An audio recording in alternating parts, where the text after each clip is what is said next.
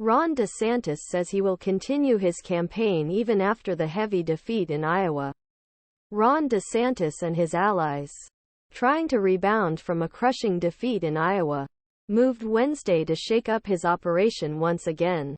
The super PAC was making layoffs and the campaign was signaling it would largely bypass the new Hampshire primary. "I support running in South Carolina next week."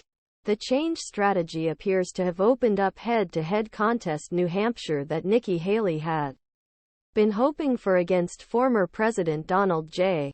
Trump, who is leading the polls but is more vulnerable moderate state than socially conservative Iowa. At the same time, the change could put new pressure on Ms. Haley in South Carolina, where she once served as governor.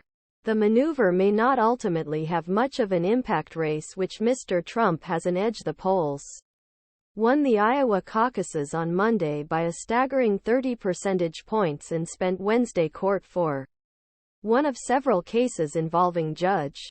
He threatened to throw her out for being unruly, but that changed the calculations of his remaining Republican rivals.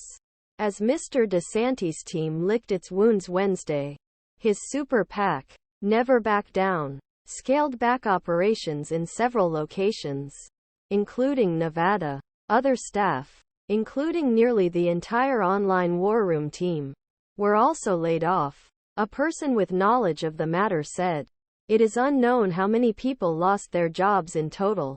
Mr. DeSantis has also begun moving the majority of his campaign staff South Carolina to prepare for the February 24 primary, according to a senior campaign official who insisted on anonymity rather than campaigning only in New Hampshire this week. Mr. DeSantis will head to South Carolina for the weekend, hoping his conservative message will resonate better with primary voters. Her campaign on Wednesday framed the decision as a chance to deliver a knockout blow to Ms. Haley. If Nikki Haley doesn't win her home state, she's done and it's a two-person race. Campaign spokesman Andrew Romeo said in a statement, "We're wasting no time in taking the fight directly to Haley's home turf."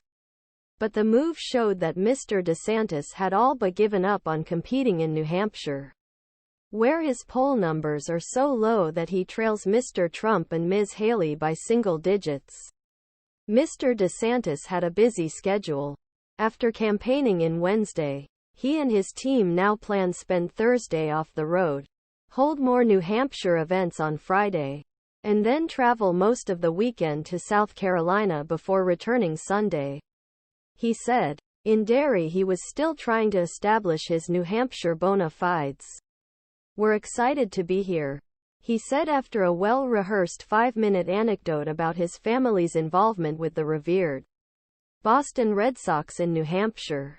He suggested that Ms. Haley's refusal to debate him in the state played a role in his decision to step back. "You know, we plan to be here tomorrow night," she said. "In New Hampshire, there was always